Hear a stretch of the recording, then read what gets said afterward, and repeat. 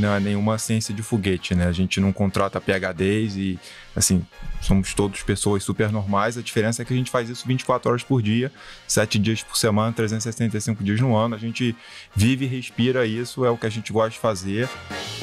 A gente tem que treinar e reter talentos e certificar que a gente tem um processo escalável, né? Uma esteira de produção que a gente consiga checar e fiscalizar que está sendo feito de forma correta, né? Então a gente investe muito lá na 20 nessa questão de seleção, retenção de talentos e treinamento da equipe, né?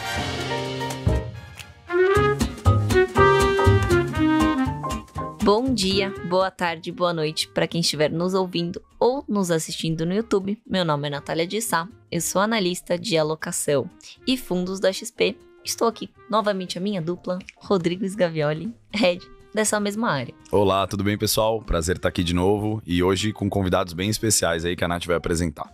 Bem especiais. Estou com o Gustavo Cortez, sócio e gestor dos fundos de crédito da 20. Olá a todos, muito obrigado pelo convite, é um prazer enorme estar aqui com vocês hoje, um programa que eu já acompanho, né? E seria um privilégio falar um pouco, né, da 20, da área de crédito, né? E na nossa visão de mercado. E com o Bruno Spielberg, head de análise de crédito da 20. Obrigado, é um prazer estar aqui com vocês. Bom dia, boa tarde, boa noite a todos. Espero que seja uma conversa bem divertida aí para a audiência. Muito bom ter vocês aqui. Mas vamos lá, começar contando um pouquinho quem são vocês. Bom, então eu vou começar aqui que eu sou um pouco mais velho, né? Então, primeiro os mais velhos, como dizem, né? Bom, meu nome é Gustavo, né? Eu sou sócio e responsável pela gestão dos fundos de crédito. Eu estou na 20 aí há um pouco mais de 10 anos, mas a minha carreira, meu histórico de crédito, ele já vem, né, de um prazo ainda mais longo, né? Eu comecei, na verdade, no Banco BBM, né, no final dos anos 90, e aí foi lá que eu tive o primeiro contato, né, com análise de crédito, gestão de risco e modelagem, e na sequência eu entrei ali no início dos anos 2000 no Banco Pactual, né? E aí eu fiz aquele caminho clássico do banco, pelo menos na época, né, se fazia muito, que é entrar no back-office, né, que é onde você aprende bastante, mas também rala bastante, e depois de um período, né, eu me inscrevi para um processo interno de seleção, né, para a área de crédito, que eu, sendo bem transparente, não conhecia muito, né, porque crédito, eu acho que as pessoas lembram muito do crédito tradicional bancário, mas na verdade o que a gente fazia e o que a gente de certa forma faz hoje é um crédito mais voltado para instrumentos de mercado de capitais e para operações estruturadas, né? E o banco, né, me deu muitas oportunidades de crescimento profissional, de conhecer e trabalhar com excelentes profissionais. Quando eu entrei na área, né, o sócio responsável por esse segmento de crédito, né, já era o Marcelo Almeida, que é um dos fundadores da 20. Então, eu trabalhei com o Marcelo no Pactual com praticamente 10 anos, até que ele se juntou com outros sócios executivos do banco e fundou a 20 em 2009. Eu permaneci no banco por mais algum tempo, né, e me juntei a 20 ali no início de 2012. Então, eu e Marcelo, né, a gente brinca que é quase um relacionamento de longuíssima data, né? Quer dizer, a gente tem mais de 10 anos de trabalhando em conjunto na 20, né? E se você pegar de Pactual para cá, são mais de 20 anos, né, trabalhando em conjunto com ele. E a gente, quando montou o time, né, iniciamos os fundos, a gente também quis trazer pessoas que, de certa forma, têm um pouco a nossa cultura, né, e que têm, além de, obviamente, alta capacidade técnica, mas que também entendem, estão encaixadas na nossa filosofia de investimentos. Então, o Bruno, por exemplo, é um talento que a gente conheceu no banco ali em torno de 2008, 2009, no então UBS Pactual. É um cara que, né, ele vai falar um pouco da carreira dele, tem também uma vasta experiência, conhece muito do segmento e está ali na 20, né, como uma posição super importante, que é o head de análise, onde ele supervisiona e coordena o trabalho de vários analistas mais júniores, né, que estão sendo treinados para que a gente consiga executar a nossa metodologia e o nosso processo de investimento com grande eficiência, né? Boa. Brunão? Bom, o Gustavo falou que ele é mais velho, eu não sou tão mais novo assim, né? Depois o Gustavo vai contar como é que ele consegue manter, sem ter nenhum cabelo branco, meus cabelos brancos aqui não conseguem mentir, eu acho que ele vai contar depois como é que ele consegue. Bom, eu estudei na PUC também, né? Sou filho da PUC. Somos três. Como grande parte lá da 20 também, me formei em engenharia civil. E aí na faculdade você faz o ciclo básico, depois você faz a especialização. Aí eu tinha contato com o pessoal do ciclo básico, meus amigos de engenharia civil, todo mundo foi trabalhar em obra, e os meus amigos do ciclo básico, todo mundo foi trabalhar no mercado financeiro, né? E naquela velha influência ali dos amigos, né, sem saber muito o que era mercado financeiro, eu falei, bom, se tá todo mundo do ciclo básico indo lá pro mercado financeiro, eu vou testar essas águas também. Fui lá no diretório dos estudantes, tinha uma vaga de estágio no Banco Brascan, que já não existe mais, agora é Brookfield Asset Management. Apliquei, passei, e aí o primeiro lugar que eles me botam na área de crédito, assim, sem nenhum conhecimento de crédito, eu tava fazendo engenharia civil. E aí fui aprender ali, fazer crédito, como a gente chama lá na 20, crédito no pelo, né? Aquele crédito bem raizão, crédito de banco, de tesouraria, que é o que o Gustavo comentou, né? Que é carteira de crédito, de tesouraria, aquele crédito bem raiz. Aprendi ali os fundamentos, fiquei um tempo fazendo crédito, depois eu fui para São Paulo trabalhar no BS Pactual. Lá eu tive a oportunidade de conhecer não só o Gustavo e o Marcelo, mas também vários sócios da 20, né? A 20 é uma gestora que nasceu ali da costela do BTG Pactual. Fiquei um tempo ali, eu tenho uma carreira um pouco diversa, depois eu fui empreender um pouco em construção civil. Acho que essa parte de empreender é importante para você poder ver um pouco como é que são as dores de você ser empresário no Brasil, o custo do Brasil, como é que é o outro lado da mesa, né? Às vezes você está aqui na Faria Lima ou ali no Leblon e é fácil você tá falando um não ou falando um sim sem saber como é que tá do outro lado da mesa, lidando com o governo, empregado, tributo. Então acho que isso é uma visão bem bacana. Depois eu fui fazer um MBA nos Estados Unidos. Fiquei no total 4 anos nos Estados Unidos, trabalhei em banco de investimento em Nova York, lá no UBS, e aí eu fui pego lá no meio da pandemia, em Nova York. Estava morando num apartamento que é até menor que o estúdio aqui que a gente está hoje, né? Até me lembra um pouco, janela não abre, e eu estava com esposa e 2 filhos. E aí um dia eu estava no trabalho, eles mandaram todo mundo para casa, vai ter home office, que lá não tinha home office, né? E aí eles falaram, vai ficar uma semana em home office, uma semana presencial. Tudo bem, fui para casa e o presencial nunca mais aconteceu, né? E aí ficamos quase um mês em casa, eu, esposa, 2 filhos, e aí aquele caos, né? Assim, e aí a gente resolveu voltar para o Rio, e aí acabei retomando contato com o Marcelo, com o Gustavo, e aí tô desde então nessa cadeira aqui de head de análise da 20. Bem-vindo de volta ao Brasil, então, né? É uma boa história da pandemia. Exato. E quem vai contar um pouquinho, um pouco mais da casa, acho que de grade de produtos, né? Acho que hoje a gente vai focar um pouco, dá pra ver, né? O papo em crédito. Mas acho que vale a pena, né? Passar, porque a 20 é uma casa muito grande, né? A gente mesmo tem contato com muita gente lá, de diversas especialidades. Dá pra dar uma resumidinha aí em grade de produto, enfim, tudo que a 20 faz? Não, perfeito. Eu acho que eu posso falar, inclusive, né? Tem a ver a nossa atuação em crédito, muita sinergia com a atuação da 20 no setor real da economia, né? Porque acho que as pessoas hoje já têm uma visibilidade, né, bastante grande. Afinal de contas, a 20, além de tudo, se tornou uma companhia de capital aberto, né? Foi um marco super importante para a gente, né? Uma etapa, né, de crescimento e maturação do nosso modelo de negócios que culminou com o nosso IPO. Também, de certa forma, ali naquele período de pandemia, né, até o roadshow, né, foi, né, virtual em grande parte, né, e a gente conseguiu listar a empresa na Bolsa de Nova York, mais precisamente no Nasdaq, né? E aí eu acho que tem algumas ganhos importantes, né? Primeiro, sem dúvida nenhuma, eu acho que a parte de governança, que sempre foi um dos focos, né, um dos nossos princípios mais importantes, né, de você ter uma governança muito sólida para que a gente pudesse atrair investidores de diferentes perfis. Então a 20, por exemplo, além de ter naturalmente fundos bastante tradicionais já em mercado de capitais, que tem uma presença muito grande do investidor pessoa física, mas a gente também tem todo um outro ângulo, né, de fundos de longo prazo, e aí não só crédito, como private equity, infraestrutura e real estate, que tem uma captação muito importante de investidores institucionais, tanto locais quanto internacionais, né? Que são os grandes fundos de pensão, as seguradoras. A gente faz a gestão de caixa de empresa, faz a gestão, né, dos family offices e também de investidores globais, como os fundos soberanos, né, fundos de pensão gringo. E essa turma, a questão da governança, né, a questão do processo, controle de risco, transparência, é fundamental. Então a gente sempre se preocupou, né, de ser muito auditado, muito diligenciado, né, por esses investidores. E sempre, obviamente, como qualquer gestora no Brasil, a gente sempre foi muito regulado por todas as entidades locais. desde Ambima, passando por CVM, né, enfim, toda a regulação inerente a uma gestora no Brasil. Mas ao abrir o capital na Bolsa de Nova York, a gente também passa, né, a aumentar ainda mais esse sarrafo e ser regulado por uma entidade americana que é a SEC, né, que é a CVM americana SEC. E, obviamente, a listagem, a gente também se torna mais conhecido internacionalmente.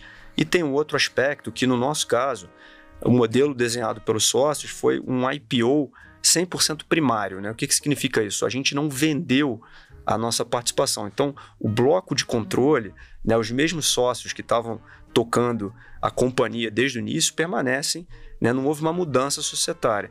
Mas a emissão primária de ações fez com que a gente tivesse levantado um capital importante que ingressou na companhia. Então, na prática, a gente hoje tem um colchão de liquidez, né, tem um volume de recursos próprios em tesouraria que tem sido utilizado de forma assim, muito estratégica e muito cirúrgica para fazer com que novas classes de ativos tenham crescido ao longo do tempo, né? Então, na área de... consigam financiar essas... Exatamente. É o tal do seed money, né? Que é um negócio que muitas vezes você precisa de um terceiro para começar, e agora a gente tem esse, vamos chamar assim, um dry powder dentro de casa.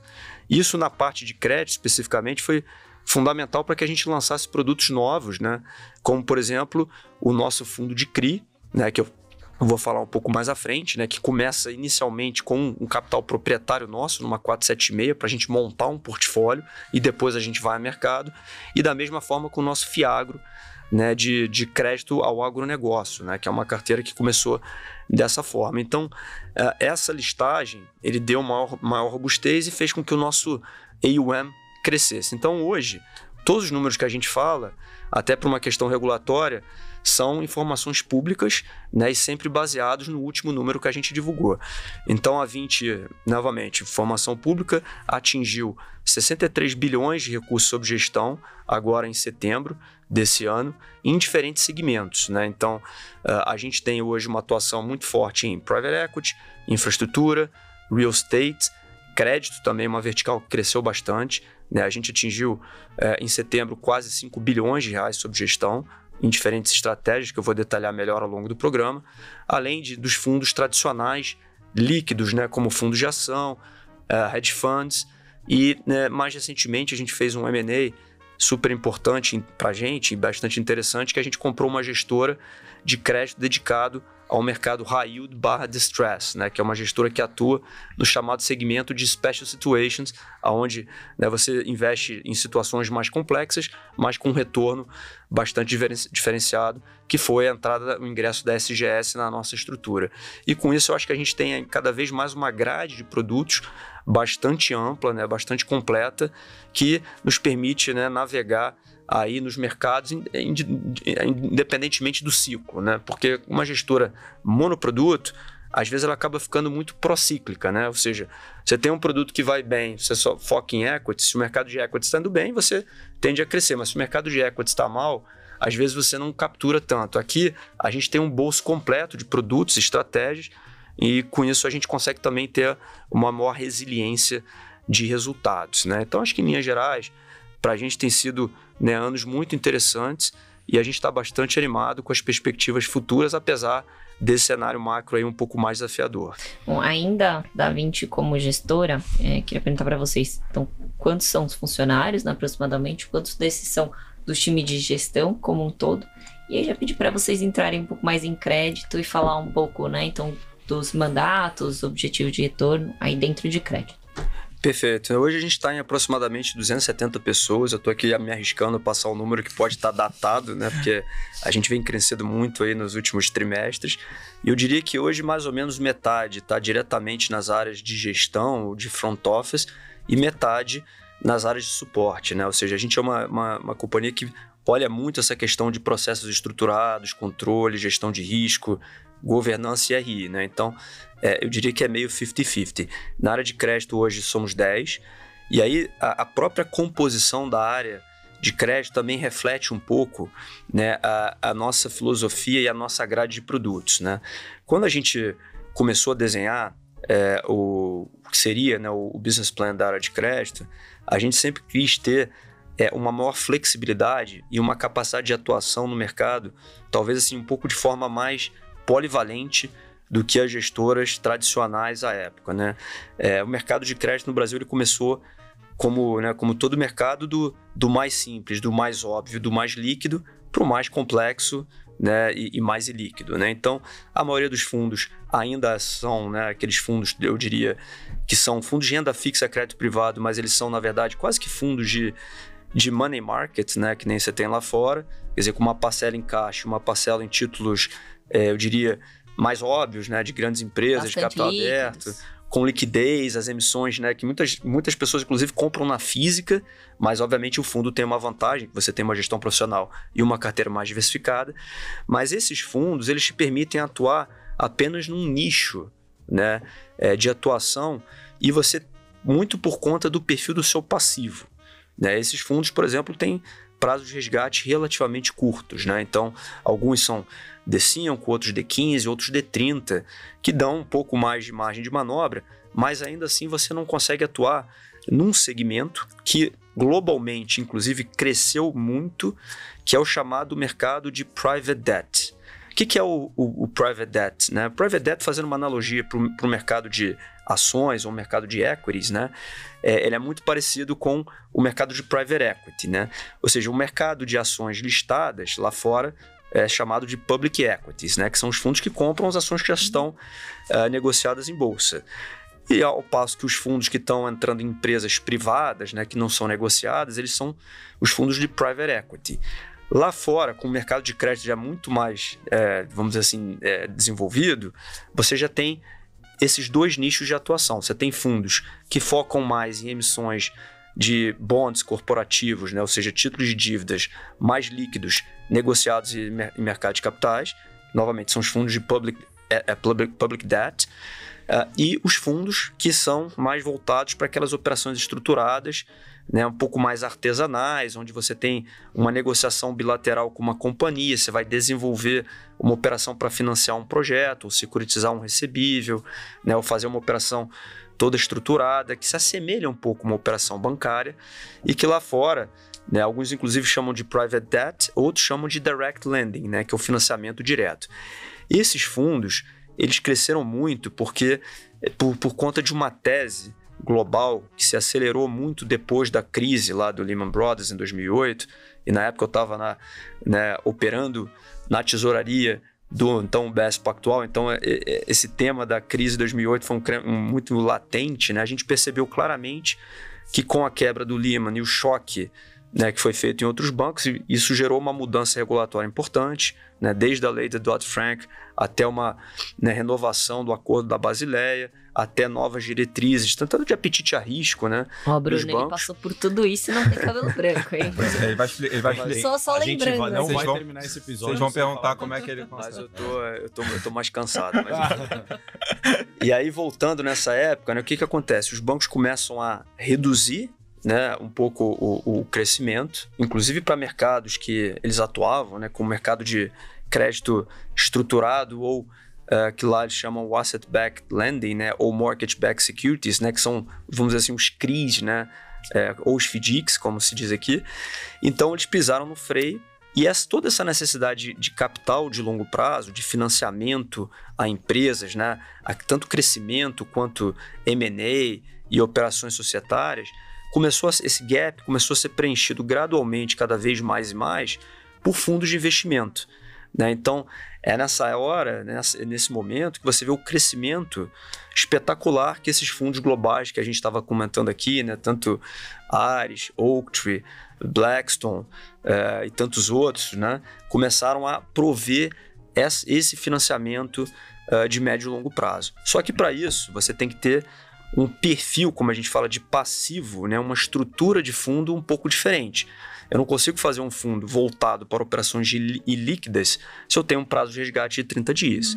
Né? Então, é isso que muita gente às vezes não entende, né? Assim, o preço que você tem para buscar mais yield, né? Mais retorno, enfim. Você precisa abrir mão de alguma coisa, né? E aí, no caso, esses fundos geralmente vão te entregar uma liquidez menor, né? No produto. Exatamente. Acho que o investidor brasileiro está começando a entender e ter essa parcela um pouco mais apimentada, vamos dizer assim, nos portfólios, né? Saindo daquele crédito só liquidez um pouco, né? E na verdade, você vai capturar um prêmio interessante, mas você precisa ter uma visão mais de médio e longo prazo.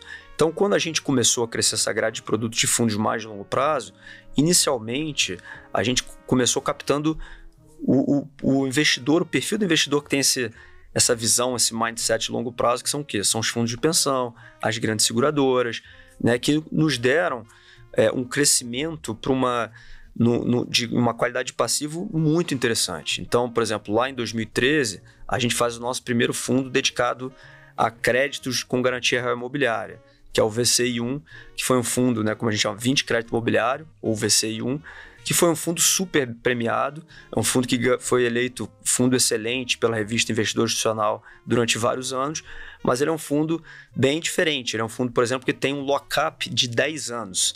Ou seja, funciona mais ou menos com a estrutura de um fundo de private equity, onde eu tenho um período de investimento de 3 anos, onde eu vou chamando o capital.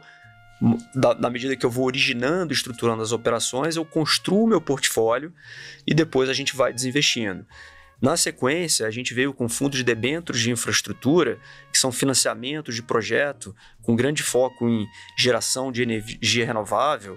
Aí, fazendo um parênteses, esse é o fundo nosso que ganhou, né, vários prêmios, não só pela qualidade de crédito, mas como também pela aderência aos princípios ESG.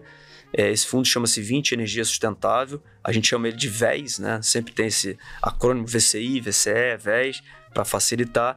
E o VES é um fundo de 15 anos, onde a gente origina a estrutura, emissões de debênture para financiar projetos, tanto de geração eólica, solar, linha de transmissão, saneamento, mobilidade urbana, rodovias. Então, é uma carteira bem diversificada, que tem uma qualidade de crédito bastante diferenciada, combinado com alto rigor ESG, né? Tanto que ele foi o primeiro fundo a receber, a ser certificado, uma certificação independente ESG já alinhada aos padrões internacionais, além dos padrões locais, né? Mas é um fundo que tem um lock-up de 15 anos. Em compensação, te permite originar na fonte.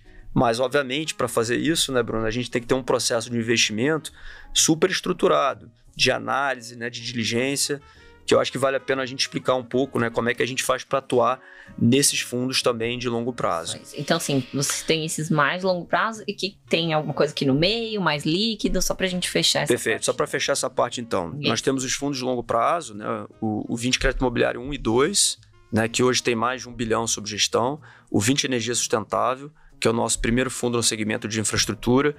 Ano passado, a gente participou de dois editais de chamada pública, né, que são concorrências que tanto o BNDES quanto o BNB fizeram para selecionar um gestor para montar um fundo de debêntures de infraestrutura, né, e a 20 foi vencedora desse processo, né, então a gente está lançando um novo FI Infra para o segmento, né, de debêntures de infraestrutura, que já nasce com uma captação de 1,4 bilhões de reais, fruto, né, do seed money que tanto o BNDES quanto o BNB e a própria 20, né, então volta, né, aquele tema do IPO. A gente tem hoje, né, um volume importante, então a gente está entrando no capital desse fundo, então aí a gente vai captar mais 1,5 bi e levar essa estratégia para pouco mais de 3 bi. E no meio do caminho de fundos líquidos, né, a gente tem, não menos importante, uma família que a gente preza bastante, que é a família do 20 Crédito Estruturado, que é o que a gente vai detalhar aqui, que começou, na verdade, com uma conversa lá atrás que a gente teve, né, com meu amigo Gustavo Pires, na época que ele estava montando, né, junto com outros executivos da XP, a ideia do shopping center financeiro, né, da plataforma de vários fundos, e a gente encaixou um fundo que tem uma estratégia muito interessante, né, que é o 20 Crédito Estruturado, que ele vai investir em outros ativos que não simplesmente aquelas debêntures em mercado de capitais que tem menos spread. Então, o que esse fundo faz, basicamente, é uma carteira bastante diversificada de cotas sêniores, de FDICs, né, que são os fundos de investimento em direitos creditórios, que é um tema, né, que vem crescendo muito. É um mercado que está se desenvolvendo e está gerando várias oportunidades de investimento. E um dos principais investimentos dessa carteira é um FDIC proprietário que a gente montou lá de 2012 para 2013, que na verdade é uma plataforma eletrônica que faz o desconto de recebíveis da cadeia de fornecedores de grandes empresas. Então esse é um capítulo à parte que eu acho que vale a pena detalhar, mas o 20 Crédito Estruturado Selection Advisor, né, que está disponível no XP, ele é um fundo bem antigo, né, que já tem aí quase 8 anos de track record e ele tem é D60, conseguido, né, se eu não me engano. ele é um fundo D60. Tem uma liquidez bem razoável. Bem razoável. Esse era um ponto até que eu ia pegar um gancho que você falou, né, que no crédito e na maneira geral de investimentos não tem não tem almoço grátis, né? Então o prazo é uma das variáveis super importantes quando você quer de fato capturar um retorno adicional, e a gente vê que com o tempo os investidores, principalmente pessoa física, né, eles têm entendido que às vezes um fundo de liquidez de crédito privado não necessariamente é o fundo mais seguro que existe, porque nos últimos 3 anos a gente teve 2 eventos importantes que teve uma restrição relevante em crédito, né? Um foi em 2019 com a caída da taxa de juros, muitos títulos atrelados a percentual do CDI sofreram bastante, teve aquele movimento forte de venda de títulos, o mercado, apesar de ser muito líquido, como o Gustavo comentou, um mercado de trilhão, mas quando chega no momento de crise, a liquidez seca, todo mundo tenta vender, a porta fica pequena, né? A porta fica pequena e os fundos sofreram bastante. Aí, rapidamente, lá em 2020, menos de um ano depois, você teve um segundo evento, né, também por questão de pandemia. Então, isso ficou bem claro na cabeça do investidor que não necessariamente um fundo de curto prazo vai ter a segurança e a liquidez que ele precisa, porque quem vendeu nessas ocasiões, muito provavelmente, não recuperou o dinheiro que ele tinha investido, independente da janela que ele colocou, porque a perda foi bem relevante. E os fundos, no final, os fundos mais curtos acabaram sofrendo mais, os poucos mais longos, inclusive, aproveitaram essa distorção do mercado, inclusive. Sem dúvida. Eu acho que esse é uma das vantagens competitivas, né? E no crédito, eu acho que também tem um outro tema, que é o seguinte, né? Quanto mais adequado, mais confortável é os termos e condições do fundo e o seu perfil do passivo, te permite você ter uma alocação nos ativos core, né, que são os ativos de crédito que rendem mais spread, maior, né? Então, se você tem um fundo no limite, que ele vai ter um prazo de resgate curto, o que você tem que fazer? Você tem que manter mais ou menos metade em ativos de crédito que estão te rendendo aquele spread, e a outra metade são ativos de liquidez, né? Então, como no Brasil, os ativos high grade, né, os ativos de risco mais baixo, por definição, eles vão pagar um spread menor, significa que se você tem uma carteira dessa, que é metade crédito, metade renda fixa, operação compromissada a título público, na média o seu retorno vai ser menor. Se você tem um fundo que está 90%, 95%, 98% alocado em crédito, a sua média ponderada da carteira é maior, né? Então, acho que esses fundos serem D60, D90, também é algo salutar para a indústria, né? Mas completando um pouco a grade, quer dizer, a gente vai desde os 15 anos, né, passando pela família Selection, que é D60, né, e a gente também tem o fundo D30, que é o nosso fundo mais democrático, né, que chama-se 20 Crédito Dinâmico, que ele é um fundo renda fixa crédito privado, que a gente quis que ele fosse como se fosse a porta de entrada para aquele cliente que talvez seja menos sofisticado, tenha menos apetite a risco, que ele é um fundo, né, que ele inclusive está adaptado a todos os perfis de público, né, tanto público em geral, quanto os institucionais, como por exemplo os fundos de pensão, né, aderente à resolução 4994, os RPPS, né, na 4963, as seguradoras na 4993. Você vê que é difícil lembrar esses nomes, né? Até porque eles vão mudando, mas ele é um fundo que todo investidor consegue se adequar. Naturalmente, a gente tem mais restrições, menos flexibilidade, mas ainda assim é um fundo que tem conseguido entregar, né, um retorno bastante decente. E, finalmente, né, uma outra vertical que a gente só conseguiu crescer muito em função da parceria, do apoio e da qualidade da plataforma da XP, que são aqueles fundos listados e negociados em mercado de capitais, né? Que lá na 20, eu acho que o grande expoente desses fundos foram os fundos imobiliários de tijolo, né? Que começaram, né, e tiveram um sucesso absurdo, né? Quer dizer, hoje você pega o nosso fundo de shopping center lá, o VISC 11, o fundo de galpões logísticos, né, o VILG, o fundo de escritório Vino, né? Talvez eu tô até cometendo aqui alguma gafe não mencionando todos eles, mas hoje é uma grade de fundos muito relevante, 2 bi e pouco de reais, e a gente viu esse mercado crescendo e sempre quis participar de forma estrutural, né? Então foi quando a gente usou aquele seed money, da gestora para montar primeiro um veículo por meio de uma oferta 476, onde tinha um capital da 20, a gente montou um portfólio de warehousing e depois, ano passado, a gente fez 2 IPOs, né? O IPO do VCRI11, que é o nosso fundo dedicado a CRIs, né, negociados em bolsa, e o VICA, né, que é o 20 Crédito ao Agronegócio, que é o nosso FIAGRO de CRA, né, que segue uma linha um pouquinho diferente, porque ao invés de deixar negociado em bolsa, a gente fez a listagem no mercado de balcão, né, o antigo CETIP, né, que agora é parte da B3, e por isso que ele é um fundo, como se diz aí no jargão, um fundo cetipado, né? E foi um sucesso muito, muito forte, né? A gente teve uma demanda altíssima, conseguimos levantar o valor base da oferta, e ainda tivemos lote adicional, então a gente captou 20% a mais, e é um fundo que está hoje aí com quase 380 milhões de patrimônio, né? Mas então, é legal dizer que os cetipados também depois podem vir a mercado, né? Assim, você pode abrir o capital e não tem problema nenhum. Não sei se é a ideia do fundo, mas... A ideia é exatamente essa, né? Legal. Quer dizer, começar num ambiente, né, com menos volatilidade, afinal de contas o mercado, né, não está fácil, então essa volatilidade a gente aprendeu que não é ideal para o investidor.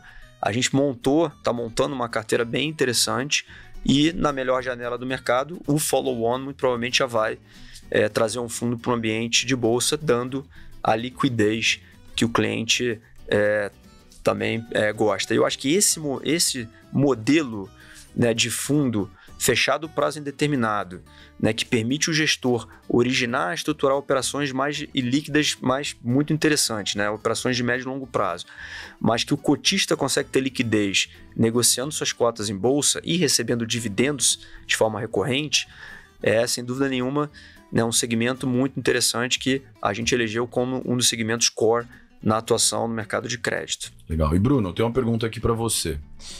Tá muito em voga aí as discussões, né, com relação à marcação no mercado dos títulos privados, aí, também dos títulos públicos, né, para pessoa física.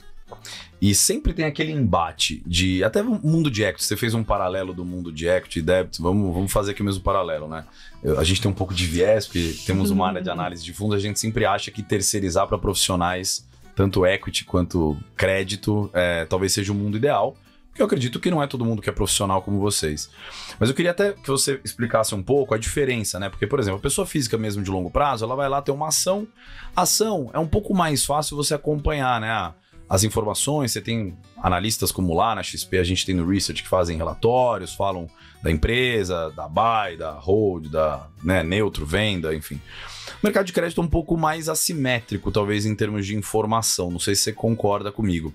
E aí que eu acho que é a dificuldade. Eu não estou desencorajando as pessoas a terem a sua debênture, o seu CRI, o seu CRA direto, mas eu queria que você falasse um pouco o que é esse monitoramento de crédito, qual a dificuldade, às vezes, que uma pessoa tem de ler um balanço, entender a estrutura de capital de uma empresa, que não é nada trivial, né? Qual a importância dessa gestão ativa, desse acompanhamento do crédito, né? E por que então, acho que você vai defender o peixe delas investirem através de fundos, né? Exato. Mas antes de vender o peixe, eu vou fazer aqui alguns comentários iniciais, né? Primeiro, o que a gente faz lá na 20, a gente fala isso o tempo inteiro, né? Não é nenhuma ciência de foguete, né? A gente não contrata PhDs e, assim, somos todos pessoas super normais. A diferença é que a gente faz isso 24 horas por dia, 7 dias por semana, 365 dias no ano. A gente vive e respira isso, é o que a gente gosta de fazer.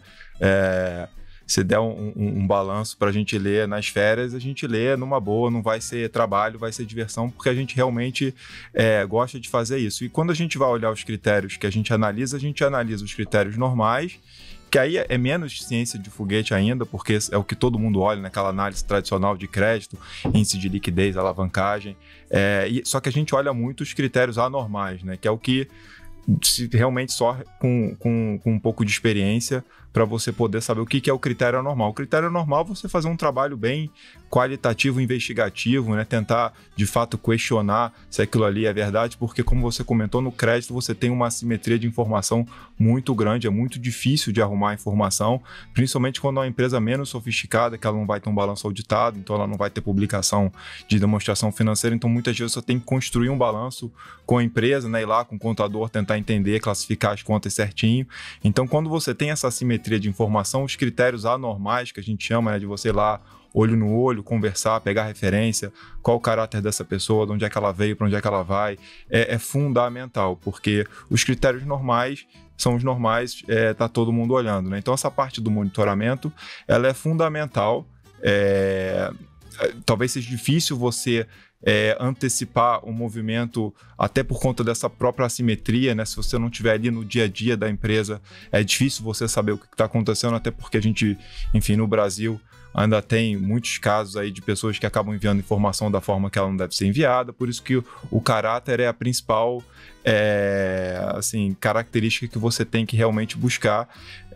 Isso é muito importante. Com relação à marcação a mercado, né, que vai acontecer agora na virada do ano, eu acho que ela só tem a somar para essa questão de cada vez mais o investidor buscar um profissional qualificado para poder fazer a gestão da parte dele em renda fixa, porque na renda fixa você ainda tem um problema maior do que na renda variável, que as negociações em renda fixa elas ainda acontecem em mercado de balcão, né? Então você não tem aquele mercado de tela que você abre ali o teu home broker e consegue ver o preço de um ativo. Você vai comprar uma debênture da Petrobras, você não tem ali um preço de tela, vende por quanto, compra por quanto. Geralmente os spreads são bem largos, né? Até por conta dessa liquidez. Isso é um negócio que acontece no Brasil e acontece nos Estados Unidos também. Lá ainda as negociações acontecem em balcão organizado. Então isso dificulta muito a questão de liquidez, e quando você diminui a questão de liquidez, você diminui também a questão de preço, né? Fica custoso você negociar esses papéis, e quando você é pessoa física, fica mais custoso ainda. Quando você delega isso para um investidor qualificado, ele consegue ter negociações com as corretoras melhores e diminui o custo da transação. E agora, com a marcação a mercado, os nossos fundos eles já são marcados a mercado, porque, tirando as pessoas físicas, o resto da indústria toda é marcado a mercado. Então, ele não Desde 2002, né? Assim, 20 anos de diferença. Agora vai ficar mais equânime. Agora vai ficar mais equânime. A gente espera que talvez num primeiro momento possa ter algum burburinho, né, do pessoal comentando, tinha uma posição de X, agora ela vale Y. Isso pode gerar alguma venda adicional no mercado, mas a gente enxerga que a longo prazo esse é o caminho certo, porque a gente imagina que vai até diminuir o custo de transação para todo mundo e aumentar a liquidez no mercado secundário, né? Você acha que no geral vocês ganham compradores e vendedores marginais aí, pelo menos, né? Eu acho que sim, quer dizer, e além disso, né, como você falou, é um processo quase que evolutivo e educacional, né? Eu acho que todos os mercados, quer dizer, essa questão da transparência, da liquidez, da marcação a mercado é um componente inexorável, né? Então, lá fora já é assim há muito tempo, né? Por isso que o mercado de bonds americano, que é um mercado hoje de 11 trilhões de dólares, naturalmente ele tem um nível de negociação maior e uma transparência de preços também maior. Eu acho que aqui no Brasil, como você falou, aí voltando na época, tinha uma discussão muito grande, né, sobre marcação a mercado de título público federal. As LFTs, em alguns casos, não eram marcadas a mercado, mas elas negociavam com grande deságio por conta também de um cenário macroeconômico, de mudança de governo desafiador.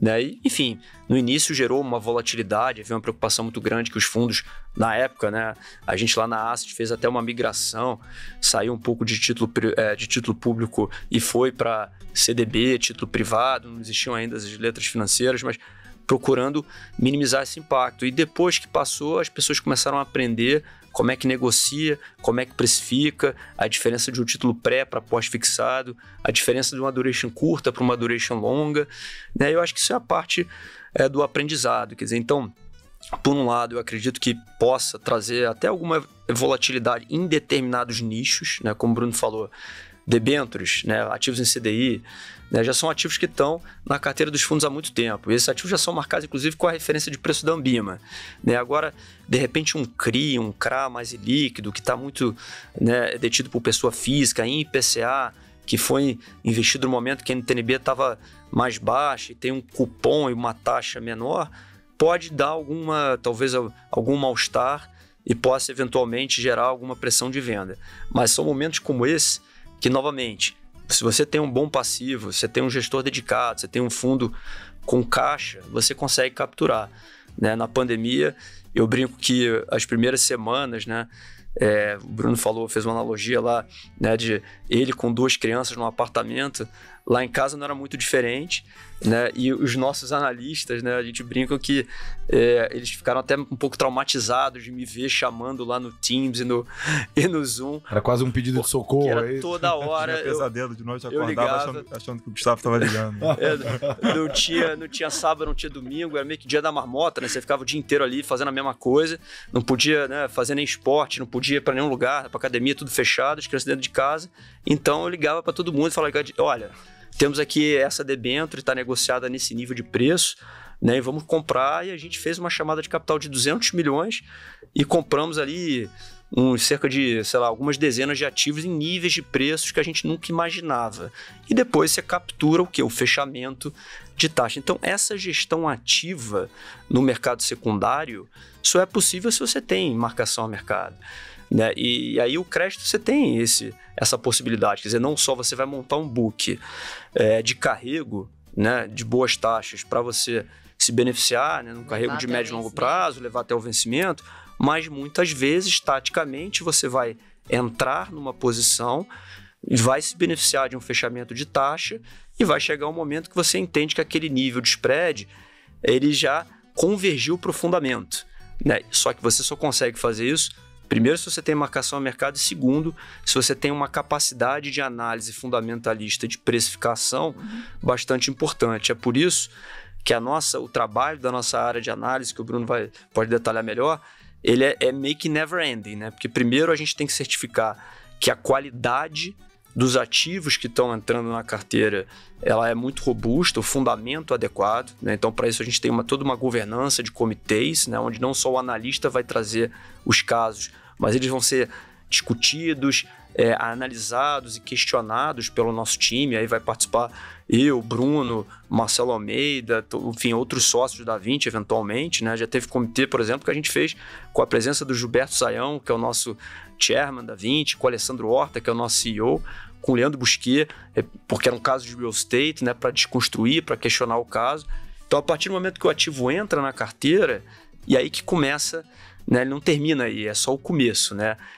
A gente começa a dizer que são vários filhotes que a gente tem, né? Vários filhos para alimentar, onde a gente tem que acompanhar sistematicamente como é que está a saúde financeira dessas companhias, como é que eles estão em relação a resultado, em relação às métricas, como é que eles estão com relação ao nosso processo de monitoramento, né? Então, o monitoramento ele é um esforço contínuo que permite eu, na cadeira de gestor, tomar uma decisão do tipo, desde vamos reduzir essa exposição, porque o risco está piorando, ou porque esse segmento da economia ou esse setor da indústria não está favorável e está ficando mais arriscado. Então, o monitoramento ele me dá ferramentas, ele é uma espécie de guia que vai me permitir fazer uma gestão de risco mais ativa, mas também me permite capturar ganhos no mercado secundário com o fechamento de spread, né? Então, várias vezes a gente conseguiu identificar, olha, essa operação aqui está fazendo sentido, está desarbitrada, o prêmio está mais alto do que deveria, tanto no mercado primário quanto no mercado secundário. A gente se posicionou estrategicamente e conseguiu capturar esse movimento de fechamento que te dá um retorno adicional, né? Então, acho que isso é super legal e faz com que o nosso trabalho gere ainda mais valor, né? Não, é que basicamente eu queria entender isso, você tocou nesse ponto, né? Se vocês fazem mesmo mais ali no dia a dia, na gestão, no processo de análise, é mais top-down, é mais bottom-up? Como é que vocês fazem essa análise? Porque essa questão de segmento, até se vocês puderem dar uma pincelada, o que vocês estão vendo à frente, onde vocês veem os maiores riscos, as maiores oportunidades para crédito, né? Sim. Pensando no 20 crédito estruturado, talvez. Sim. Não, a gente faz uma análise top. A gente começa no macro, né? Tentar ali entender setores da economia que a gente está mais otimista ou mais pessimista, né? Então, a gente elege ali alguns setores que a gente tem bastante expertise, a gente gosta muito de atuar, e a gente elege alguns setores que a gente não atua mais por falta de conhecimento e a gente respeita. Por exemplo, histórias novas agora, a gente sempre foi mais cético, né? A gente, de maneira geral, prefere esperar as histórias novas se concretizarem, nem que a gente deixe algum dinheiro na mesa de ser ali um primeiro entrante no segmento, mas esperar essas histórias novas se consolidarem e pegar ali já a segunda leva, né? Exemplos?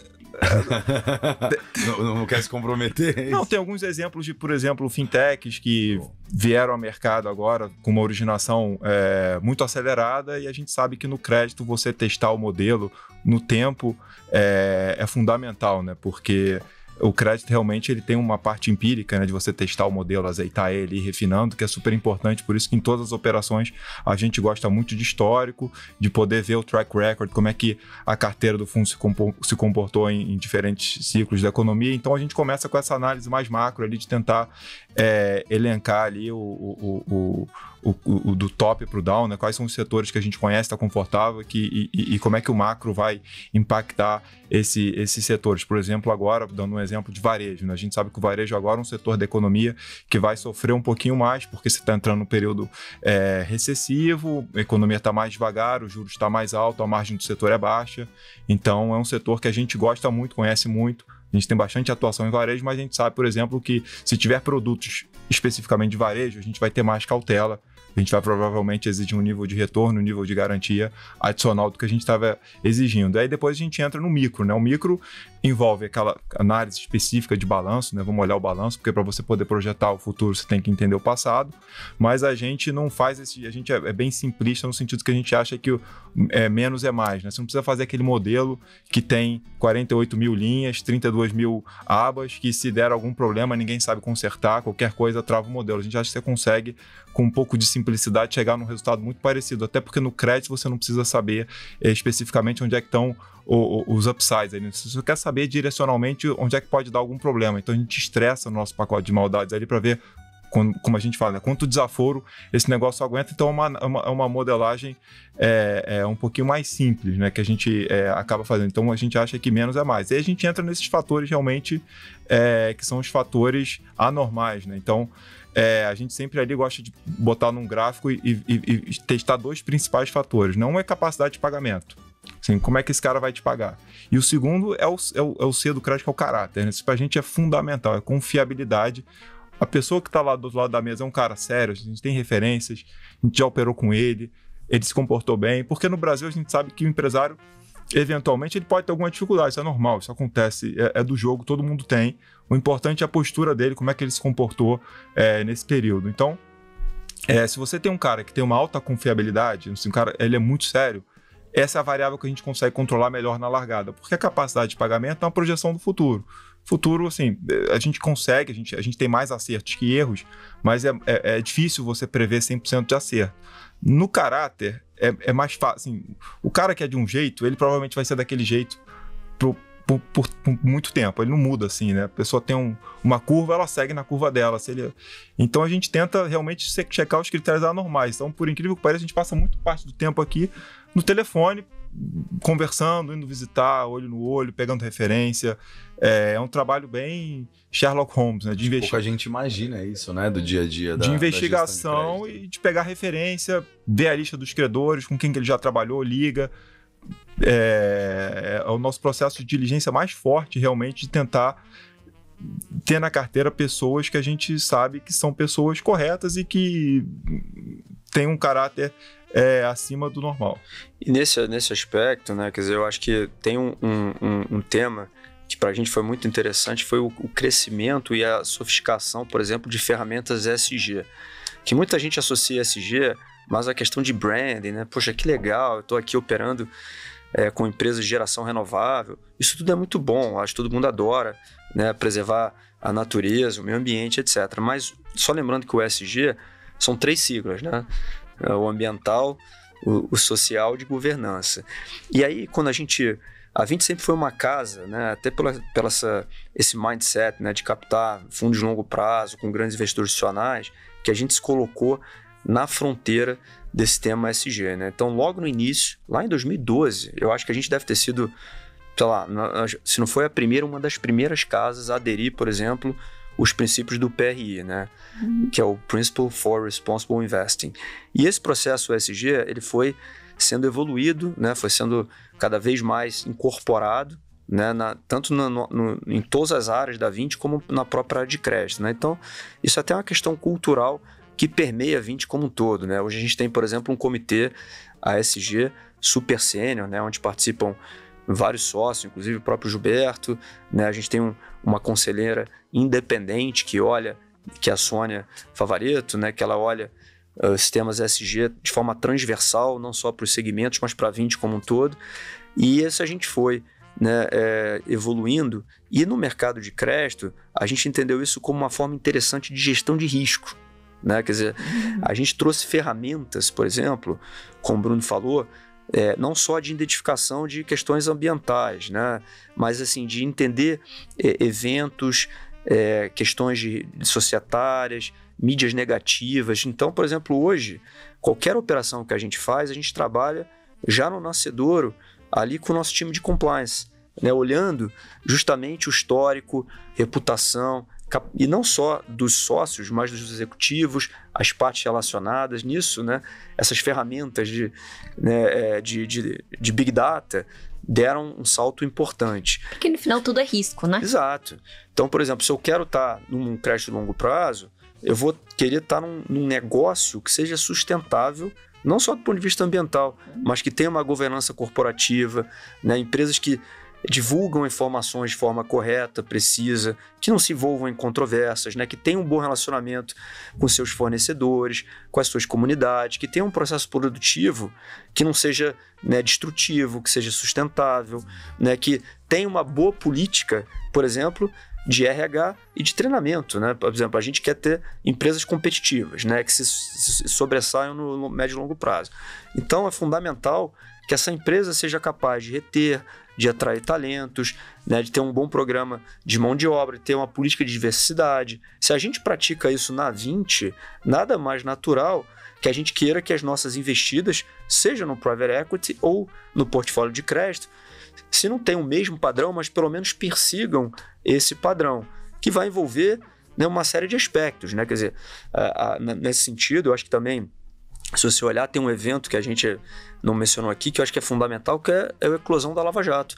Nesse momento, as pessoas se aperceberam o quão relevante é, por exemplo, o G de governança, né? Muitas empresas que eram sólidas do ponto de vista financeiro tiveram problemas, né, de compliance, de integridade, que inclusive culminaram, né, com a quebra dessas empresas, né? Então, eu acho que essas questões ESG para o crédito, para a gestão de risco, né, para a seleção de um portfólio de qualidade, né, são muito importantes. Então, o Bruno resumiu bem, né? Quer dizer, como é que é a nossa metodologia? Novamente, não é rocket science, mas eu acho que é importante ter, porque é uma metodologia que a gente inclusive trouxe da época do banco, vem, né, desenvolvendo e aperfeiçoando cada vez mais. Então, o primeiro pilar é o pilar, né, mais tradicional, que é uma análise financeira clássica, né, mais quantitativa, que é olhar balanço, demonstração financeira, os índices de liquidez, a estrutura de capital, grau de alavancagem, tudo isso. Mas a gente complementa isso com a análise qualitativa que o Bruno falou, né, onde a gente vai entender posicionamento competitivo, estratégia, relacionamento com fornecedores, clientes, mercado de capitais, né, fazer toda essa análise ESG. E, por fim, a análise prospectiva, que é um olhar para o futuro, que é onde a gente vai, com base no entendimento do modelo de negócios, da estrutura da companhia, a gente vai projetar como as companhias vão se comportar dependendo do cenário de mercado. E é aí que a gente traz, novamente, a sinergia com outras áreas da Vinci, né, como a análise micro, análise de empresa, análise macro, para refinar os nossos modelos. E essa análise de crédito, eu diria que ela é muito customizada por classe de ativos, né? Hoje, como a gente tem fundos que atuam em diferentes segmentos, a gente desenhou processos e políticas específicas para cada modelo de negócios, né? Então, você analisar um crédito corporativo, ou seja, uma emissão de debênture, exige um determinado, né, conjunto de práticas e procedimentos. Você analisar uma operação de securitização, né, o que é isso? Securitização, como o próprio nome diz, é uma operação que envolve lastreada em recebíveis. Pode ser, por exemplo, um fundo de investimento de direito creditório, que já foi explicado aqui muito bem no outro podcast, né? São, por exemplo, os certificados de recebíveis imobiliários, os CRIs, que estão, por exemplo, nos nossos fundos de CRI, são certificados de recebíveis do agronegócio, nos fundos de CRA. Então, as operações de securitização têm outras nuances que a gente também analisa de forma específica, né?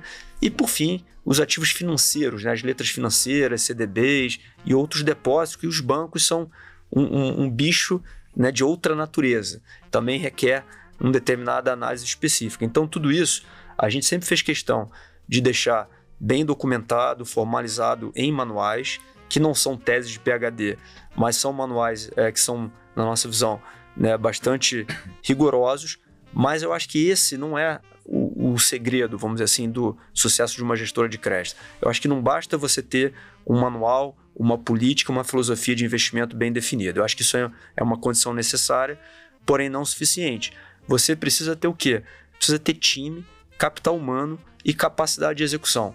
Até porque não adianta eu, Bruno e Marcelo, que somos mais sêniores, queremos analisar todos os 380 ativos que estão na nossa carteira, nem os 500 operações que a gente analisa por ano. A gente tem que treinar e reter talentos e certificar que a gente tem um processo escalável, né, uma esteira de produção que a gente consiga checar e fiscalizar que está sendo feito de forma correta, né? Então a gente investe muito lá na 20 nessa questão de seleção, retenção de talentos e treinamento da equipe, né? A equipe que a gente tem hoje, ela é muito sólida, né? São profissionais jovens, mas alguns nem tão jovens assim, que já têm uma experiência até de 7, 8, 9 anos e que estão, né, executando esse processo aí de forma bastante eficiente.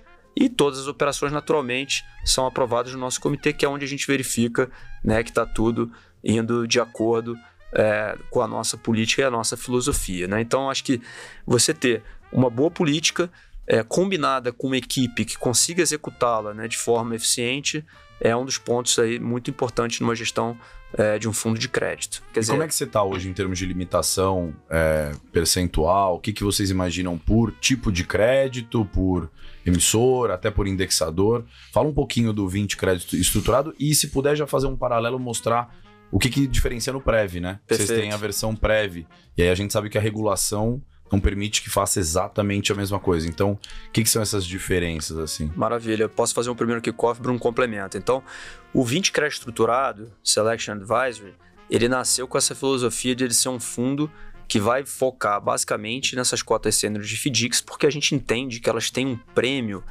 bastante interessante comparado com os outros segmentos de crédito, né? E era um fundo que, desde o início, ele já nasceu com uma diversificação muito grande por emissor e tipo de lastro. O que é tipo de lastro? É exatamente a carteira, o segmento de atuação que esses FDICs vão atuar, né? Então, por exemplo, varejo, veículo, crédito consignado, público, privado, home equity, cartão de crédito. Exato. Aliás, pouca gente sabe, né? Mas assim, eu gosto muito de falar dessa questão de FDICs e securitização, porque eu estudei muito isso, porque o mercado de securitização brasileiro, assim, nada se cria, tudo se copia. Ele, de certa forma, se espelhou, né, no mercado de mortgages, mercado de asset-backed securities dos Estados Unidos.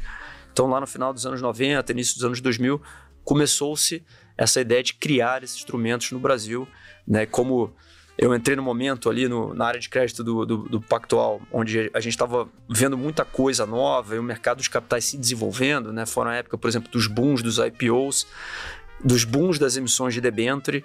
Em 2013, a gente tinha feito, se eu não me engano, 1 ou 2 emissões. Em 2004, a gente fez mais de 10 emissões. Em 2003, a gente tinha estudado e analisado 2 FDICs. Os FDICs eram muito recentes, né? Os FDICs começaram ali em 2001. A lei que regulamenta da CVM é de dezembro de 2001, se eu não me engano, a 356. Mas os primeiros FDICs só foram surgir ali em 2003. E a gente falou, poxa, muito legal esse produto. E eu acho que dá para criar um fundo dedicado a só isso. E a gente criou um pioneiro, né? Talvez tenha sido o primeiro FIC de FDICs da indústria, que era tão antigo que o nome era FAC, né? O Fundo de Aplicação em Cotas. Não era nem FIC-FIM, era um FAC que comprava cotas de FDICs. E a gente começou a olhar o seguinte, olha, ativos que você não consegue olhar no mercado de crédito corporativo, que são interessantes e aumentam a diversificação por classe, né? Então, por exemplo, o mercado de crédito consignado. Você não consegue comprar uma debênture de um crédito consignado, porque ele é um mercado massificado, ele é um mercado de varejo. Mas você consegue empacotar uma carteira mega diversificada e pulverizada de créditos consignados num FDIC que vai ser lastreado nessas operações. E por que o crédito consignado é interessante? E aí, tentando responder aquela tua pergunta que eu acho que a gente acabou não respondendo, que é dos segmentos, mas se você olhar, por exemplo, toda vez que você tem um momento mais adverso de mercado, o que os bancos fazem? Eles saem daquelas carteiras que são mais arriscadas, como, por exemplo, carteiras de pequenas e médias empresas, e eles vão para aqueles créditos que são mais previsíveis. Então, primeiro, eles vão para grandes empresas e setores, né, que têm um fluxo de caixa mais estável e previsível, como o setor de infraestrutura. Em segundo, eles vão para classes de ativos que você tem maior previsibilidade, autoliquidação e capacidade de pagamento. O que é isso? Por exemplo, o crédito consignado. Qual é a beleza do crédito consignado? E por isso que a gente investe nesse setor desde 2003 e quando a gente montou na 20 esse FIC, a gente sempre quis focar nesse mercado. Um crédito consignado para um servidor público federal, ele tem uma característica que é o seguinte. Primeiro, o servidor público federal, por lei, ele tem mais estabilidade, né? Então, se eu te dou um crédito que eu pego em garantia o fluxo de parte do seu salário, limitado pela lei a 30%, porque você tem outras despesas, né? Então, eu já sei que no final do mês, na hora que lá as Forças Armadas, para dar um exemplo, né, o governo federal forem pagar o seu salário, você vai pagar uma parte para você e outra parte vai ficar sendo paga diretamente numa conta vinculada para ir amortizando o saldo devedor. Como você não pode ser mandado embora, quer dizer, o nível de fricção é muito baixa, o nível de inadimplência histórica desse crédito, você pode olhar até a estatística do Banco Central, ele é muito baixo, né? Então, é um mercado interessante que você consegue montar um fundo que tem esse portfólio e essa primeira linha de defesa é o desconto automático mensal em folha de pagamento e a segunda linha de defesa são as chamadas estrutura de cota sênior, cota subordinada ou a cota sênior, como o próprio nome diz, ela tem prioridade na estrutura de capital e a cota subordinada, a questão de definição gramática, ela se subordina à cota sênior. Então, o que significa isso na prática? Se houver uma inadimplência, ela impacta primeiro a cota sub e a cota sênior tem um colchão de proteção. E aí, para o negócio ficar mais interessante e mais robusto, historicamente você pode ter uma inadimplência histórica de 1, 2, 3% nessa classe de crédito consignado. Se você tem um fundo que tem 25% de cota sub e o resto de cota sênior, ainda que essa inadimplência aumente 10 vezes, o cotista sênior está bem protegido. Mas só para eu... Então, assim, majoritariamente, FDICs, cotas sêniores de FDICs, principalmente em consignado? Então, aí que entra a história da diversificação. Tá. Né? Então, assim, o crédito consignado... Só para a gente também conseguir fazer esse hash. Vamos lá. Então, o crédito consignado é um dos ativos. Tá. Né? O outro ativo, por exemplo... Mas é FDIC, né? FDIC. Majoritariamente FDIC. São todos FDICs, cota sênior, majoritariamente. Multicedente, multisacado. Legal. É a maioria da carteira hoje, até porque é o produto que tem maior número de emissores, é o multicedente, multisacado. Bem pulverizado, né? É bem pulverizado. Dentro do multicedente, multisacado é bem pulverizado. A gente busca exposições ali de 1 a 3% da carteira. Não tem nenhuma ciência, mas o número mágico geralmente ronda os 2%. Vai ter algumas coisas um pouco mais, um pouco menos, mas a média é uns 2% por emissor. E aí dentro das classes você vai ter uma concentração e uma pulverização. Então vai ter cartão de crédito, vai ter um NACO, consignado público um NACO, consignado privado outro NACO, multicedente, multisacado, vai ter a maior pulverização e vai ser o maior número porque é o produto mais inerente. Eu queria fazer um gancho, né, porque o cunhado do Gustavo, ainda bem que ele não perguntou como é que as outras empresas sobrevivem, porque a minoria das empresas no Brasil tomam crédito a CDI mais 3, a maioria toma a 2, 3% ao mês, né? E aí, conversando com esse pessoal de FDIC, né? Eles sim fazem realmente o crédito raiz, né? Eles estão ali no dia a dia. Isso é até bom pra gente, porque a gente consegue ter informação live. A gente não precisa esperar relatório de Banco Central ou de Serasa para saber a inadimplência, porque eles já estão falando pra gente a inadimplência. Pulso ali, né? Então, no pulso, você pergunta para ele hoje, a inadimplência está subindo, está aumentando, ele te diz com mais certeza do que o relatório que o Banco Central vai emitir daqui a 30 dias. Então, isso é bem legal. E aí ele falou pra gente um negócio bem bacana, falou, o meu negócio não é saber a hora de entrar no cliente, mas é saber a hora de sair. Porque se um cliente que está operando a taxas de juros de 3%, 4% ao mês, ele não pode ser meu cliente durante muito tempo, porque ele não vai conseguir...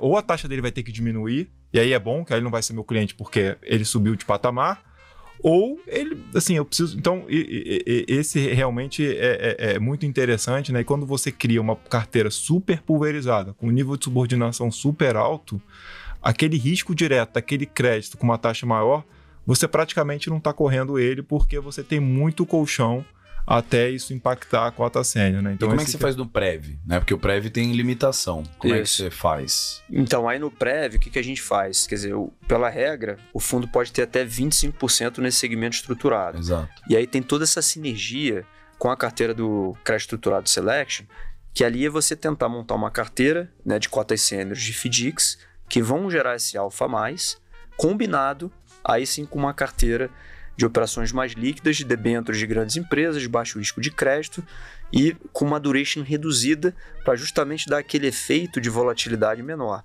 Então o Prev, a gente reduz a volatilidade dele encurtando a duration, né, e combinando essas cotas sêniores de FDICs, que elas também não sofrem muito efeito da volatilidade. Até porque, como elas são, né, um retorno pré-determinado e qualquer inadimplência recai na cota subordinada, acaba que elas ficam meio que um reloginho com uma rentabilidade crescente ao longo do tempo. Então, com isso você reduz bem a vol e você faz um mix ali de retornos, né? Então, vou dar um exemplo prático, né?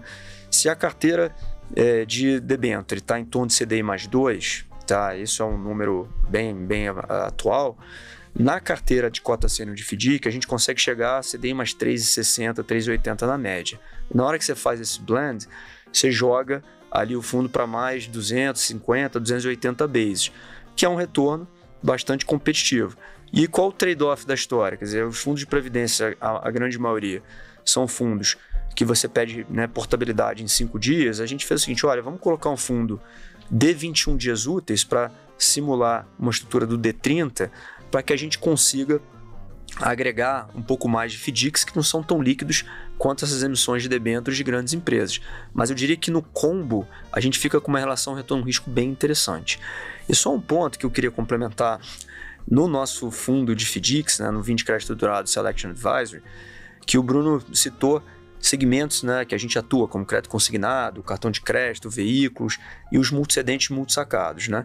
E a gente viu que tem muito ganho, muito prêmio na mesa de você transacionar com pequenas e médias empresas no Brasil.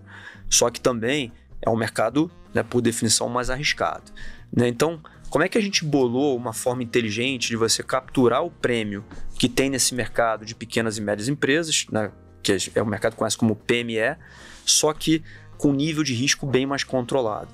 É uma operação que a gente já tinha também na época do banco, que a gente trouxe para um formato de gestora, que a gente montou um FDIC nosso, proprietário, gerido pela Vinci, com uma equipe dedicada, que faz isso há muito tempo, né, com experiência nesse segmento, onde a gente consegue fazer desconto de recebíveis da cadeia de fornecedores de grandes empresas com uma confirmação prévia dessas grandes empresas. Então, vou dar um exemplo real, né? Quer dizer, a gente está lá no portal da Vale do Rio Doce, onde o fornecedor entrega uma mercadoria e aí ele tem contas a receber daqui a 30, 60 dias contra a Vale, e a Vale tem o quê? Contas a pagar para esse fornecedor daqui a 30, 60 dias.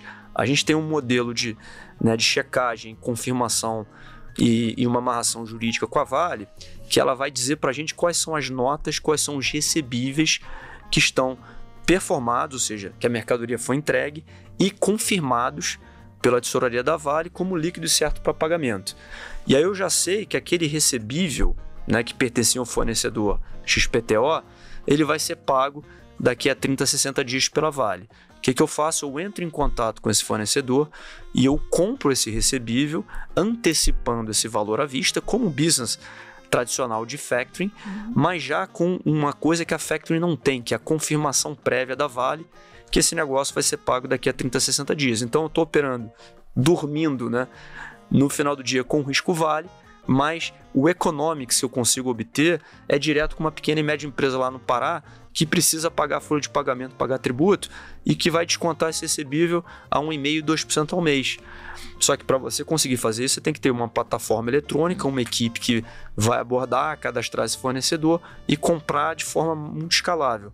Essa plataforma, ela faz milhares de operações que são muito pulverizadas no Brasil inteiro, de forma 100% digital, né, com grandes empresas como devedoras, mas com originadas junto a pequenas e médias empresas.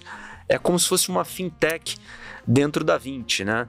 E que alimenta essas carteiras de fundos e que tem sido aí um gerador sistemático de alfa para a nossa carteira, com um risco de crédito praticamente inexistente, né? Então é uma desarbitragem mega interessante que a gente consegue fazer, né, com muito investimento em tecnologia, equipe e processos, que eu até prefiro não falar muito porque eu não quero atrair muita concorrência para esse segmento, mas ele é um filão aí muito interessante de se explorar. E no Prev, essa questão do 30 a 60 dias também é muito bom, né? Porque como é uma carteira revolvente que cai muito rápido, ela dá mais liquidez para os fundos, né? Então a gente usa isso como um alfa aí para todos os fundos que têm essa capacidade de investir em cotas de FDICs. Muito bom. Chegando aqui no final do nosso episódio, nosso momento Marília Gabriela. Queria ouvir de vocês, se vocês estão lendo um livro agora, qual, se indicariam ou não. Se não indicarem, também podem contar pra gente, não tem problema.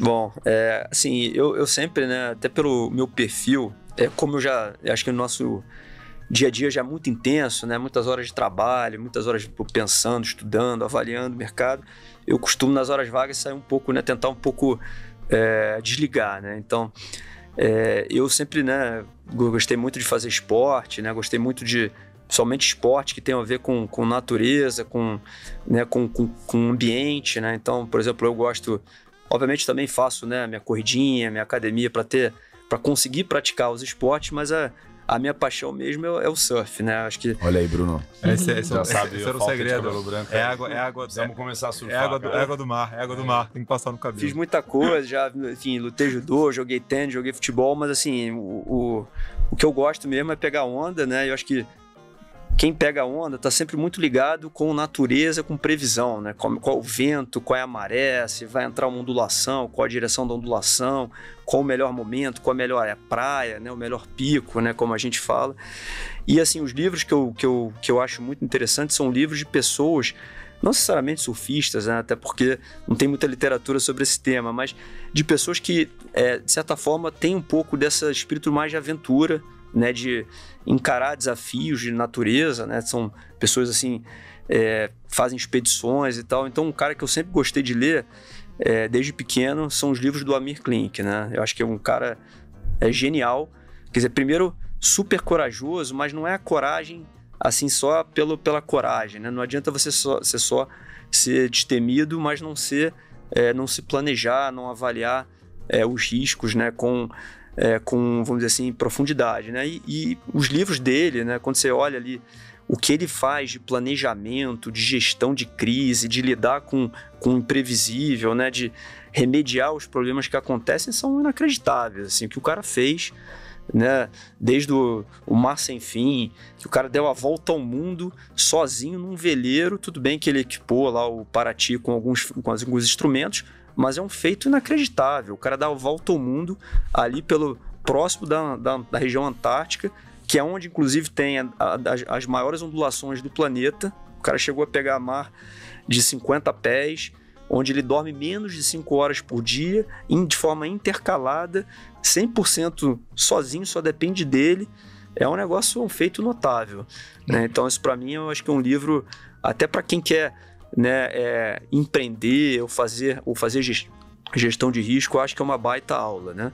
E por fim, eu também, obviamente, como todo mundo no mercado, tem que de vez em quando se atualizar, né? Então, um livro que eu li que eu gostei bastante, que eu acho que é um pouco mais técnico, mas é muito legal, é aquele livro que em inglês é In Pursuit of the Perfect Portfolio, né? Do Andrew Lo, que é um professor do MIT, que é Em Busca do Portfólio Perfeito, onde ele vai recapitulando, né, todas as evoluções no segmento de finanças que tiveram, desde Markowitz, olhando lá Black-Scholes, quer dizer, enfim, os mais recentes, né, prêmios Nobel da economia, que eu acho que é legal também para você estar sempre atualizado, né? Então acho que eu destacaria esses duas linhas, né, os livros do Amir Klink e esse livro mais técnico. Vamos lá, Bruno. Bom, aproveitando que a gente está militando no agro aí já tem quase 2 anos, eu estou incorporando algumas palavras e nessa questão de livro eu estou na entre-safra, né? Terminei de ler um livro e quero começar o segundo livro, vou deixar até aqui em direto pro Gustavo, se ele quiser me dar um presente aí de final de ano, de Natal, que é o livro do Edmond Safra, né? Acho que pra gente que trabalha em crédito, a gente tem 2 grandes referências aqui no mercado de crédito no Brasil, um deles é o Banco Safra e o outro é o Banco da Ecoval, né? E você poder ter acesso aqui à vida biografia, né? Eu particularmente gosto muito de ler biografia, ler histórias reais, assim, de pessoas, ler algumas histórias, assim, fantásticas, acho bem legal. E o Safra, para quem está em crédito, realmente é uma grande referência no mercado, né? Eu até, quando eu comecei a carreira ali no Banco Brascan, a gente mostrava ali em comitê, obviamente, quem era a empresa, os números, e a terceira página tinha que ser quem eram os bancos que estavam no crédito.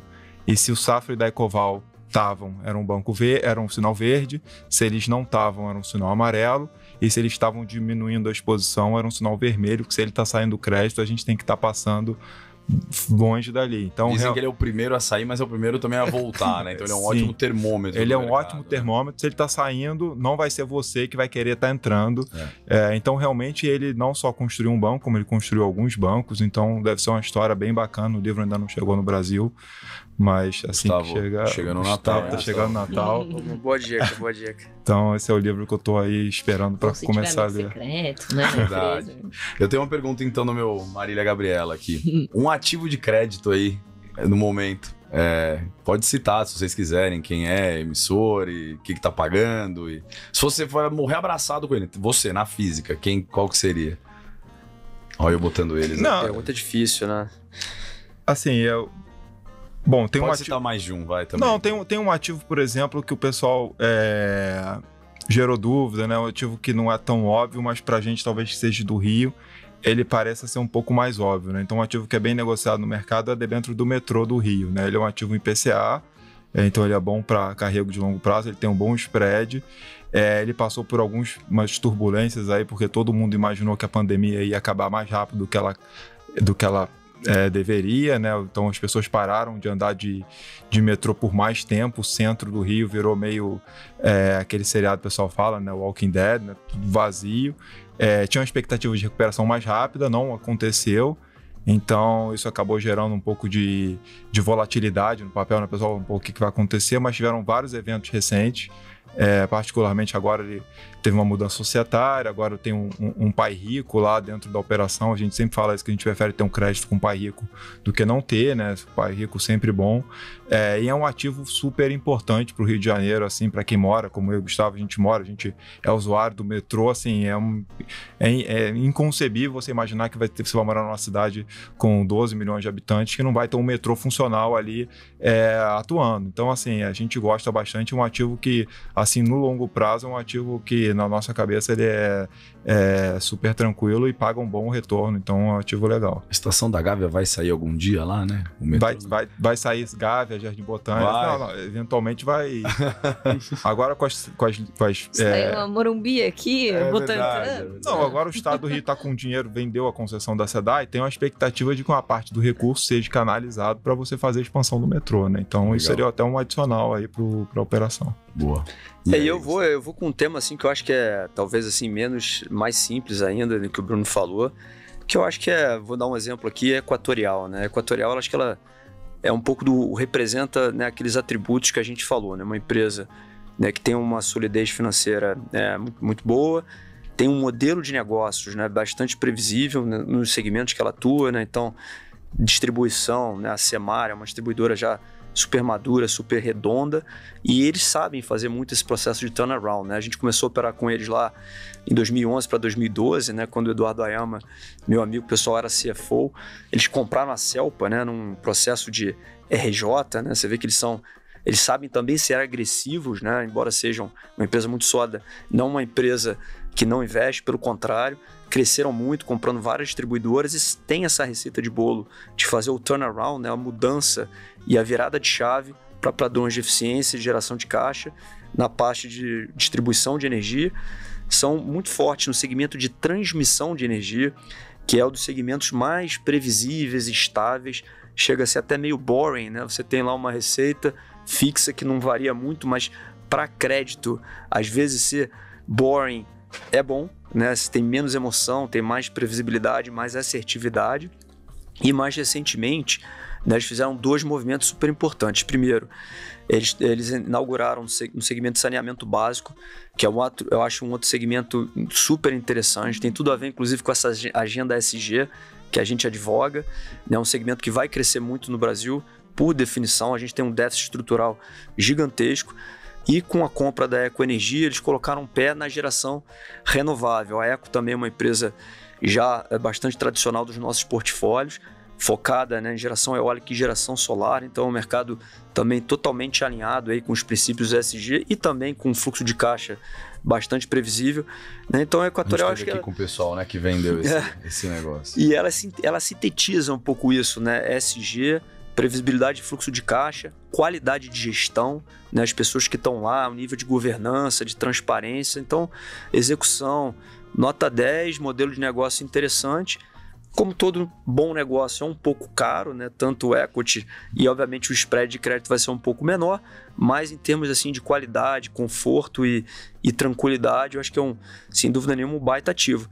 Sem querer fazer nenhuma injustiça, novamente, a gente tem mais de 300 ativos no nosso portfólio, não significa que é o único que a gente gosta, mas é que eu não posso ficar falando de 300 ativos, senão a gente vai ficar até amanhã. Eu tô me vingando, porque já participei de podcast, o cara falou, um ativo que você morreria abraçado, só pode escolher um, já eu tô me vingando um pouquinho. Vamos lá, Nath, acho que vamos encerrar, quer fazer mais uma? A última pergunta aqui pra gente encerrar.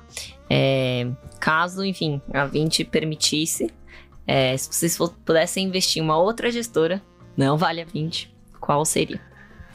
Sim, é difícil para mim, mas uma operação que eu tive o privilégio de participar, que não é exatamente o mesmo nicho de atuação, né? Como o Bruno falou, a gente atua no nível de crédito mais comportado, né?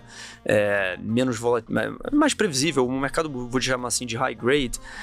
No outro espectro, né, tem caras que são sensacionais, que é o time da SPS, né, comandado pelo Mifano, que trabalhou comigo no banco também, que eles entraram para a Vinci para somar e preencher um nicho de crescimento, que é aquilo que a gente estava falando antes, do crédito complexo, às vezes inadimplente, mas que você compra com baita desconto para reestruturar e tentar recuperar alguma coisa, que envolve também precatórios. A gestora tem mais advogado do que analista e financista. E tem um grupo sólido de advogados que muitas vezes eles compram chamados, né, ações legais ou legal claims, que também com grande desconto.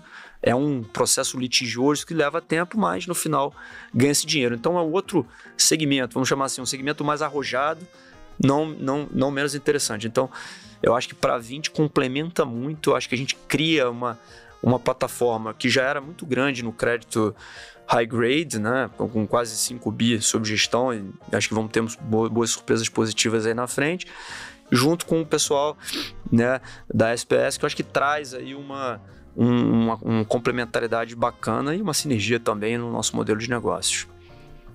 Bruno? Essa pergunta é difícil, mas assim, eu concordo com o Gustavo, acho que a SPS... Gustavo fugiu um pouco dela, mas vamos lá. Não, assim... Meio chapa branca.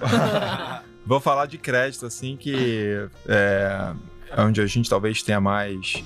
Aproveita agora para os amigos ficarem felizes. Pô, você deve ter alguns amigos em alguma outra gestora. Não, sim. A gente faz muita... Lá na Vinci, essa parte da originação, a gente faz muita parte de co-investimento, né? Então é muito legal você interagir com outras gestoras, porque você acaba criando um grupo de gestoras que acabam pensando muito parecido com você, e aí até facilita depois na troca de figurinhas, né? Então tem algumas gestoras que a gente interage mais e a gente gosta muito porque a cabeça é muito parecida na hora... E quando você vai montar uma operação, é bom você ter gente com a cabeça parecida, porque na hora que tiver que fazer qualquer tipo de ajuste, vai ter uma assembleia, você já sabe mais ou menos que... Quem vota junto, as ideias vão convergir, né? Então, a gente, por exemplo, gosta bastante do pessoal da Valora, assim, realmente na parte de, enfim, crédito imobiliário, eles são realmente super diligentes, tem uma cabeça que a gente gosta bastante, é super parecido. Na parte dos FDICs, o trabalho que o pessoal da Solis, né, o Binelli e o Delano fazem, a gente faz muita coisa junto também, uma cabeça bem parecida, então são as casas assim que a gente gosta bastante. Isso é importante, principalmente nesse mercado, né, de operações estruturadas, mais líquidas, de private debt. Muitas vezes, assim, quando você está numa emissão pública de mercado de capitais, você define a alocação ou bid que você vai ter, né? Se uma emissão é grande, você pode escolher, eu quero ter X milhões, 10 milhões, 15 milhões. Às vezes, uma operação privada, a demanda parte da empresa. Ela vai construir uma usina, ela vai, né, comprar um terreno para incorporar, ela precisa de um capital de giro para comprar a máquina, para montar uma linha de produção. Então, a demanda vem da companhia. Sendo que o que key aqui no nosso processo é diversificação. Então, não adianta, a gente não consegue, muitas vezes, oferecer 100% da solução. Então a gente recorre muito a essa estrutura de sindicalização, de divisão, de boleta, né? Como a gente fala, um club deal, que para a gente é bom por 2 motivos. Primeiro, porque faz com que a gente consiga operar de forma mais diversificada e pulverizada.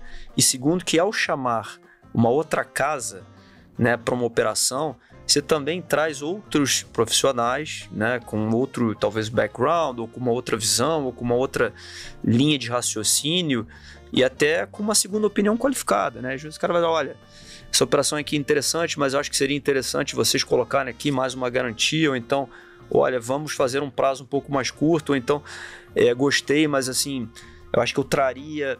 e a gente está apto, né? Ninguém é dono da verdade, a gente troca muita figurinha, e aí, como o Bruno falou, ter esse grupo de pessoas também que pensam como a gente, que vão acompanhar um ativo, e na medida que precise fazer um ajuste, eles vão pensar construtivamente, para a gente é importante. Então, sem dúvida nenhuma, o Bruno falou, valora, acho que o pessoal da Capitânia é muito bom também, o time lá da JGP do Miller, que trabalhou comigo no banco, é muito técnico, né?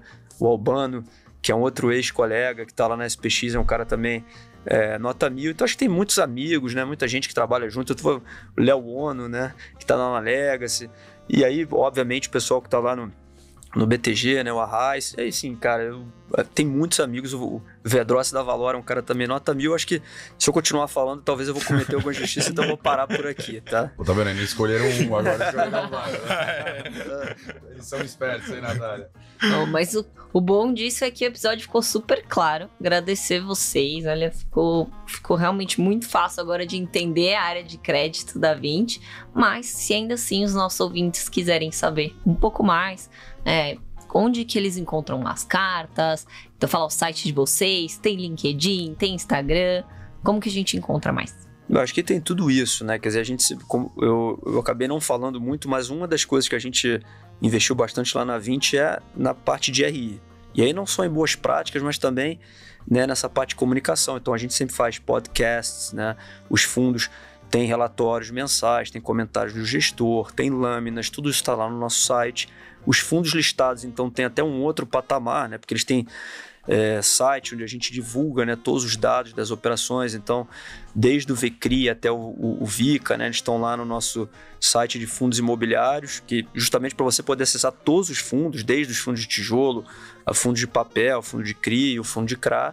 Qual que é o endereço do site? 20fundosimobiliarios.com. Tá. E aí, o próprio site da Vinci, né, você consegue navegar de forma assim, bem user-friendly. Não, lá você vai ter lá private equity, infraestrutura, real estate, ações. E o crédito, você clica lá e você consegue ir por segmentos, né? Então você vai ter lá o crédito estruturado, onde você vai achar o 20 crédito estruturado de seleção, Selection, XP. Você vai conseguir achar os nossos fundos listados, você vai conseguir achar aqueles fundos de longo prazo que eu citei, né? Onde a gente vai botar lá infraestrutura, imobiliário, né? Os fundos multi-estratégia, que são fundos que olham, né, diferentes segmentos. Então, todos estão lá. Todos têm lâmina. Rede social também, vocês são ativos? LinkedIn? Sim, LinkedIn, a gente tem LinkedIn, a gente faz bastante post. 20 partners, né? Procura por 20 partners. 20 tem, né? Bastante 20 posts. partners e 20 fundos de investimento. A gente tem bom, dois canais. E tem Instagram é novidade. Tem gestora que tem gestora que não tem. Instagram a gente ainda não tá atuando. Tá bom. Mas a gente tem, enfim, tem o WhatsApp meu, do Gustavo, da Carol, nosso RI. Dá isso perigoso. A gente, obviamente que, enfim, a ideia é que a gente é 100% aberto com qualquer pessoa que quiser conversar. A gente está sempre disponível. A gente acha fundamental ter esse contato, esse trabalho que vocês desenvolvem super bem com os investidores na ponta final ou com os escritórios. A gente aqui é porta aberta para quem quiser ir lá visitar escritório, bater papo, tomar café. A gente está sempre à disposição. Todo ano a gente está na Expert, né, com o nosso stand, a gente procura, né, fazer um negócio bacana, interativo, e como o Bruno falou, uma agenda também, portas abertas, né, só procurar tanto eu quanto o Bruno, quanto o resto da equipe, e o nosso time de RI todo, né, tá ali à disposição para tirar dúvidas e para direcionar qualquer ponto, qualquer questão, qualquer informação adicional para qualquer um dos fundos da Vinci, não só para os fundos de crédito, né? Show. Seu Instagram? É isso, dona Natália. Você quer saber o meu Instagram? Sempre. Eu esqueço de divulgar meu Instagram. @sgavi.xp. Facinho. Aliás, tem vários fakes aparecendo, gente. É verdade. Eu nunca peço nada, eu não sugiro mineração de cripto. Surreal. É sempre criptomoeda. A gente sempre se comunica via relatórios na nossa página de conteúdos, conteúdos.xpi.com.br. pelo meu Instagram. Então, assim, eu não peço nada de dinheiro. Por favor, não caiam nos fakes. Tá demais. E você, Natália, qual o seu? No Instagram é natalia.th.d.sa. Esse tá cheio de fake também, mas já foi dado o fake, recado. justo a gente que mal tem. Tem que ter Pois fake? é. Não, não tem que ter. Mas a Clarinha, a Mafê, que tem lá, não sei Tem as quantos mil nossas seguidores. estrelas no time, mas a gente se esforça aqui, tá? Pessoal, sigam lá que a gente posta coisa. É isso. Obrigado aí. Ótimo episódio, gente. Uma aula aí de crédito. Parabéns pelo trabalho. Valeu, E obrigado a É vocês. um prazer aí ter vocês na plataforma da XP. Muito obrigada, pessoal. Muito obrigado, o prazer foi nosso.